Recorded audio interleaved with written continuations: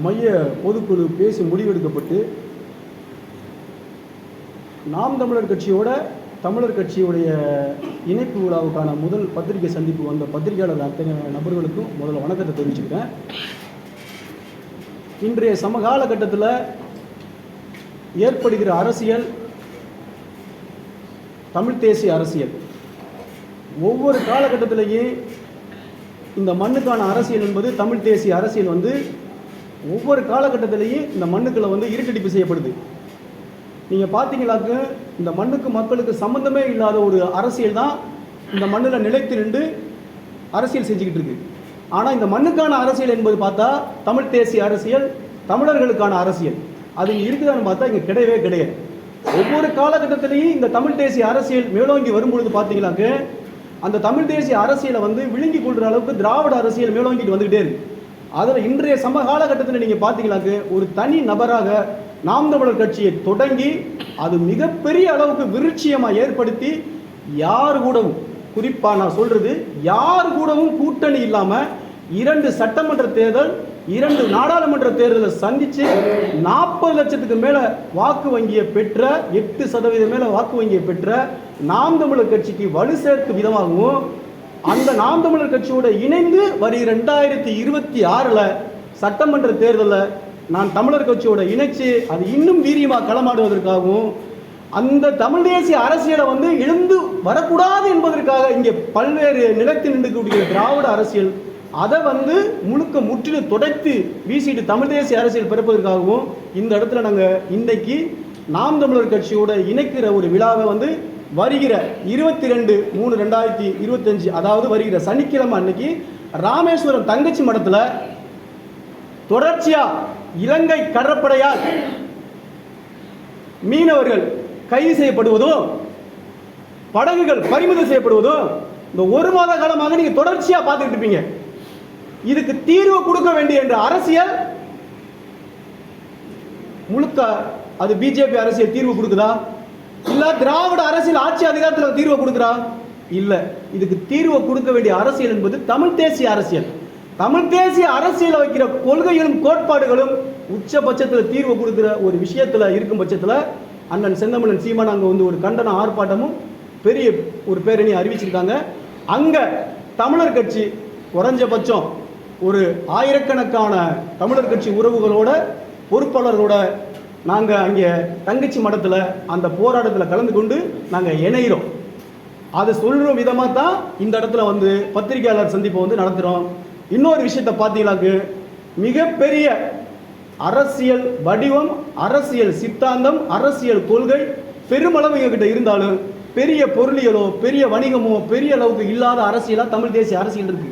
அந்த தமிழ் தேசிய அரசியலை இன்னைக்கு லட்சம் மக்கள் பேசுறதுக்கான அரசியலா மாற்ற அண்ணன் செந்தமிழனோட சீமானுடைய கரத்தை வலுப்படுத்துவதற்கு தேவையும் அவசியமும் ஒவ்வொரு தமிழனுக்கும் ஒவ்வொரு தமிழச்சிக்கும் ஒவ்வொரு நபர்களுக்கும் உண்டு. ஏனென்று சொன்னால் இது தமிழ்நாடு, இது தமிழ்நாடுடைய அரசியல், தமிழ் தேசிய அரசியல். இந்த தமிழ் தேசிய அரசியல்ல அண்ணன் சொல்ற மாதிரி யாரு வேணாலும் இங்க வாழலாம். ஆளும் உரிமை தமிழர் ஒருவருக்கே உண்டு. இது நாங்க சொல்லல, இந்திய ஒன்றியம் முழுக்க இருக்க மாநிலங்கள்ல அவரவர் மண்ணின் உரிமைக்கானவரவே அந்த மண்ணை ஆட்சி செய்கிறார். ஆனால் இந்த மண்ணுக்கான நபர்களா அதிகார உச்சபட்சத்தில் கிடையவே கிடையாது. அது இந்துத்துவ அரசியலா இருக்கட்டும், அது திராவிட அரசியலா இருக்கட்டும், 2 அரசியலையே தமிழர்கள் உச்சபட்ச அதிகாரத்துக்கு தமிழ் தேசிய வரலாறா இங்க வரல. அந்த அரசியல் வருவதற்கான ஒரு பெரும் கூட்டமாக தான் இன்னைக்கு நாங்கள் அணிதிரள்றோம். இந்த அரசியல் வந்துடக்கூடாதுன்னு தொடர்ச்சியா இந்த அரசியலை அப்படியே என்ன சொல்றது புதைக்கிற வேலையை பார்த்துக்கிட்டு இருக்கு திராவிடம். இந்த திராவிடத்துக்கு நடுவில் நின்று தான் தமிழ் தேசிய அரசியல் பேசிக்கிட்டு இருக்கோம், போய்கிட்டு இருக்கோம். நிச்சயமாக அண்ணன் செந்தமிழன் சீமான் தலைமையிலான நாம் தமிழர் கட்சி அதோட இணைய போற தமிழர் கட்சி இன்னும் வீறு கொண்டு அண்ணனுக்கு துணையா நின்று அண்ணனின் ஒரு பெரிய முக்கியமான ஒரு நபரா நின்று நாங்கள் வேலை செஞ்சு 2026 எவர் வந்தாலும் சரிதான். தனியா நிற்கணும் ஒரு மனுஷன் சொன்னா பார்த்தீங்களா, எல்லா பேரும் காட்டு வளம், கனிம வளம், இயற்கை வளம், இன்னும் இருக்கக்கூடிய விவசாய வளம், இன்னும் இருக்கக்கூடிய சுற்றுச்சூழல் பற்றி யாராவது இந்த 50 ஆண்டுகளில் பேசி அதை சரி செஞ்சிருக்கான்னு பார்த்தா கிடையாது. எல்லாம் அழிக்கப்பட்டு சிதைக்கப்பட்டு இந்த மண்ணே மலடா போற சூழல் இருக்கும் பட்சத்தில் தான் ஒருத்தன் பேசி இந்த அரசியல் என்பது மனித குலத்துக்கு மட்டும் இல்ல, இந்த மண்ணில் பிறந்த அனைத்து உயிர்களுக்குமானது ஒரு அரசியல். ஒருத்தன் பேசும்போது அவருடைய கரத்தை வெளிப்படுத்துவதற்கு தான் இன்னைக்கு தமிழர் கட்சி நாம் தமிழர் கட்சியோட இணைக்கான ஒரு செய்தியாளர் சந்திப்பை இங்கே நாங்கள் நடத்திக்கிட்டு இருக்கோம். தமிழ் தேசியம் பேசிய கட்டமைத்த களமாடிய சிறு சிறு கட்சிகள் நாம் தமிழில் வந்து விலகி வெளியில சொல்றாங்க, வெளியே உள்ளவங்க என்ன இந்த கருத்து பரிமாற்றங்கள் என்ன காரணம்? ஒரு கட்சின்னு ஒன்று இருந்துச்சுனாக்க ஒருத்தவங்க வருவாங்க, ஒருத்தவங்க வெளியில போவாங்க. அது இயங்கியல் கோட்பாடு. அது அவருக்கு குற்றச்சாட்டு வெளியில போவது தமிழ் தேசியத்தை கொண்டு செல்வதில் சீமான் தோல்விக்காக சொல்றாங்க. திரு வேல்முருகன் தலைமையில் போய் நேற்று சில கட்சிகள் இருந்திருக்காங்க. இது எப்படி என்ன நடக்குது? திமுக இருந்து எம்ஜிஆர் வெளியே போலையா? எம்ஜிஆர் இருந்து இன்னும் பெரிய நபர்கள் வெளியே போலையா? திராவிடத்திலிருந்து 1000 கிளைகள் இங்கே உருவாகலையா? 1000 பேர் ஒவ்வொருத்தவங்க சொல்லிட்டு போது குற்றச்சாட்டு என்னவா இருந்தது? கலைஞர் சரியில்லை, அதனால நான் வெளியே போறேன். அறிக்கை கணக்கு கேட்டேன், கலைஞர் எனக்கு கொடுக்கல, அதனால நான் வெளியே போனேன் அப்படின்னு சொல்லிட்டு போறாங்கல்ல. திராவிடத்திலிருந்து ஆயிரக்கணக்கானவர் வெளியே போயிருக்காங்கல்ல. அது போல இங்க நின்று நிற்கிறவர்கள் அவர் ஒரு குற்றச்சாட்டை வச்சுட்டு வெளியே போறாங்க. இங்கே தலைமைக்கான தளபதிகள் சிறப்பாக இங்கே வேலை செஞ்சுக்கிட்டு இருக்காங்களா? எவ்வளவு பேர் போனாலும் சரிதான். ஆனா பாத்துக்க, நேற்று கூட்டம் போட்டாங்கல்ல, சாதி வாரி கணக்கெடுப்பு கூட்டம். எத்தனையோ பேருங்கிறது மாவட்ட வாரியா, மாநில வாரியா, மண்டல வாரியா வெளியே போறாங்க சொன்னாலும் நாம் தமிழர் கட்சியினுடைய கூட்டமோ நாம் தமிழர் கட்சியோட மக்களுடைய செல்வாக்கோ இங்க குறைஞ்சிருக்கா? ஒருபோதும் இல்லை. அதுக்கு பெரிய சான்று நேற்று நடந்த சாதி வாரி பஞ்சமி மீட்பு கொள்கை கோட்பாடு மிகப்பெரிய கூட்டம். குறைஞ்சபட்சம் ஒரு 5000 பேர் கலந்துகிட்ட பெரிய கூட்டம். அந்த கூட்டத்தில் பாத்தீங்களா சார மக்கள் கலந்துக்கிறான். சாரையா எப்படி இங்க இருக்கிற நிலை? இன்னைக்கு நீங்க ஓப்பனா நம்ம பேசுவோம், இந்த இடத்துல பேசுவோம். இன்னைக்கு இருக்கிற நிலை, இன்னைக்கு 100 பேரை, ஒரு 200 பேரை, ஏன் ஒரு 5000 பேரை அதிமுகவோ திமுகவோ 200 ரூபா பணமும் சரக்கும் கோட்டை பிரியாணி இல்லாம கூட்டத்தை கூட்ட முடியுமா? இன்றைய சமகாலத்தில் அப்படி இருக்கிற ஒரு அரசியல லட்சக்கணக்கான பேரை கூட்டுற தகுதியும் தன்னெழுச்சியா கூட்டுற தகுதியும் எப்படி ஒருத்தனுக்கு வருது?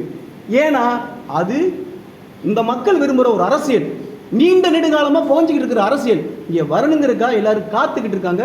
அதனாலதான் சார எல்லாரும் வர்றான். நேற்று நடந்த கூட்டத்தை நீங்க பாத்தீங்களாங்க, இருக்கிற மாடியிலேயே மரத்துல ஏறணும் இறங்க வச்சுட்டாங்க அண்ணன். அதுக்கப்புறம் மாடியில இறங்கி ஆயிரக்கணக்கான பேர் பார்க்குறான், பொதுமக்கள் பார்க்குறான்.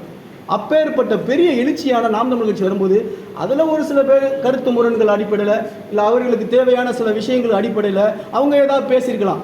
இப்போ நான் இருக்கிறேன்னா, அண்ணன் ஒரு கொள்கை கோட்பாடு வச்சுருக்கேன்னா அதை கட்டுப்படுத்திக்கிட்டு அதுக்குள்ளே நின்று நான் வேலை செய்யலாம் போடும். என்னோட சிந்தனையும் என்னோட கொள்கையும் எனக்கு பிடிச்ச மாதிரி இருக்குன்னா கட்சியினோட கொள்கை விதிப்படி கோட்பாடு படி என்ன பண்ணுவார்?